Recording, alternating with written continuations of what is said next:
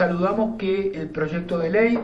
y la disposición de la Asamblea incorporar como criterio de interpretación de cualquier norma que pueda afectar al periodismo,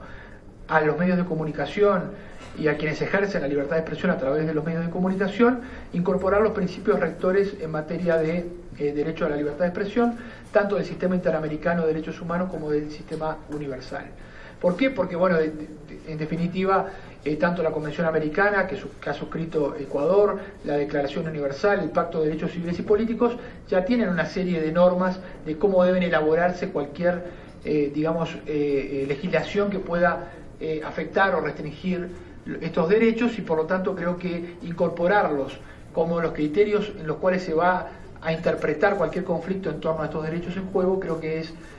muy importante para los operadores judiciales, para los operadores administrativos, para que quienes tengan que tomar decisiones respecto a la aplicación de la ley. Como todos sabemos, la libertad de expresión se ejerce sin censura previa, sin que haya un condicionamiento previo por parte del Estado en cuanto justamente a interferir en la libertad de publicación o de emisión o de difusión de la comunicación,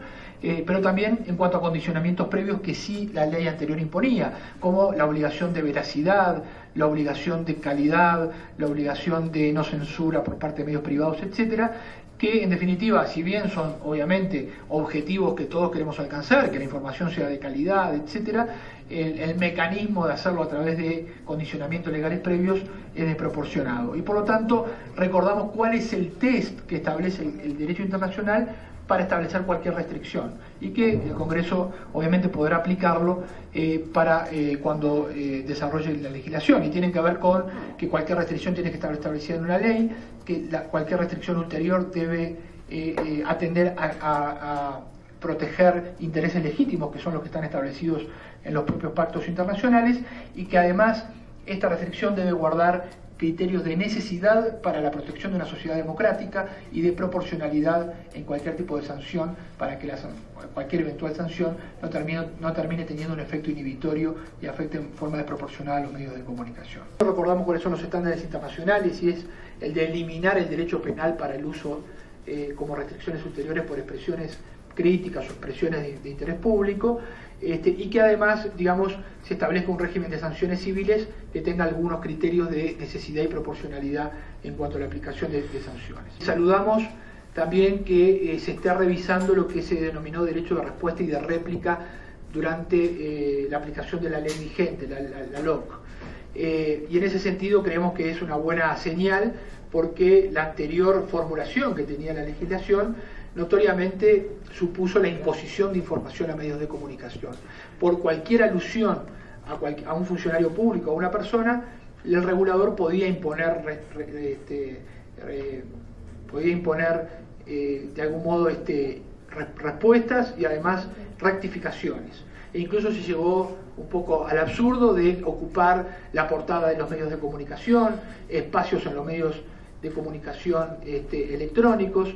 y por lo tanto creemos que es muy bueno que ustedes estén discutiendo una revisión de este capítulo. Queríamos hacer una precisión sobre el diseño institucional, que es un tema complejo, y eventualmente no hay una receta única para resolver este asunto, ¿verdad? Pero hay algo que está claro y que el propio proyecto de ley reconoce, y que la propia el gobierno actual reconocen, y es que las instituciones que se habían creado en la actual ley vigente de algún modo carecían del atributo de independencia y autonomía del poder político, en este caso del poder ejecutivo, y de cualquier otro poder, para ejercer la superintendencia y la regulación de los medios de comunicación. Y por lo tanto creo que ahí de hecho se aplicaron una gran cantidad de sanciones, muchas de las cuales hoy han sido cuestionadas ante la justicia ecuatoriana y ante organismos internacionales, y que eventualmente también los relatores de libertad de expresión el año pasado dirigimos una carta al gobierno entendiendo que eran sanciones desproporcionadas y que muchas veces estaban motivadas por la aplicación de una figura que no tenía suficiente independencia de la presidencia de la República. En cuanto a la asignación de frecuencias y a los medios públicos, privados y comunitarios, creemos muy positivo que se mantenga esta diversidad de propiedad de medios de comunicación, tanto públicos, privados como comunitarios. Creemos fervientemente que tanto los pueblos y nacionalidades como la sociedad civil tienen que tener un acceso diferenciado a las frecuencias, y en ese sentido nos parece bien la reserva de espectro que se mantenga del 33% y que haya también concursos diferenciados para este sector de la comunicación.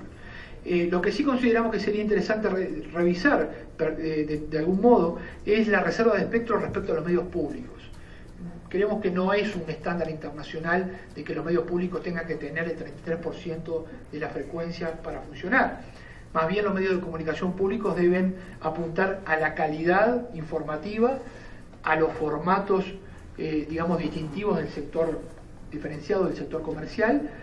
pero no a la cantidad de medios de comunicación en su poder, que muchas veces se pueden convertir en mecanismos de propaganda. Y por lo tanto ahí lo que sugerimos es que de pronto haya una asignación directa para los fines que tienen que cumplir los medios públicos y que se libere parte de ese espectro. Si, digamos, las instituciones quieren tener en su poder medios de comunicación, bueno, estas no deberían ser utilizadas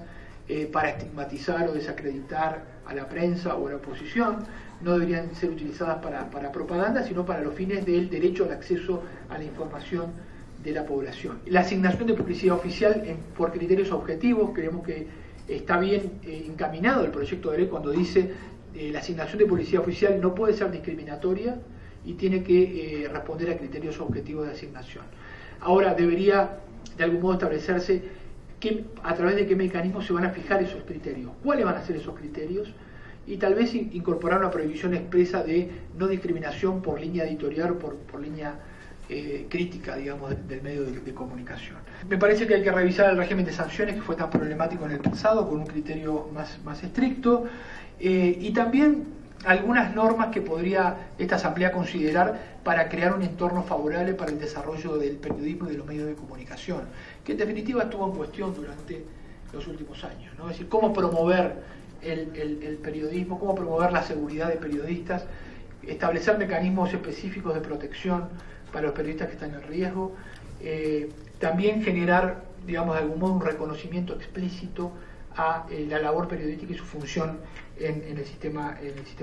democrático de gobierno, ¿no? Hay un largo análisis que repasa los estándares internacionales para que ustedes puedan ver que cada una de estas afirmaciones que hacemos no son antojadizas, sino que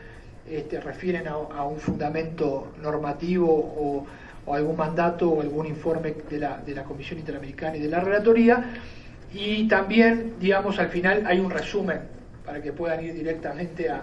las recomendaciones concretas que hacemos. Hay un resumen, digamos, capítulo por capítulo de cuáles son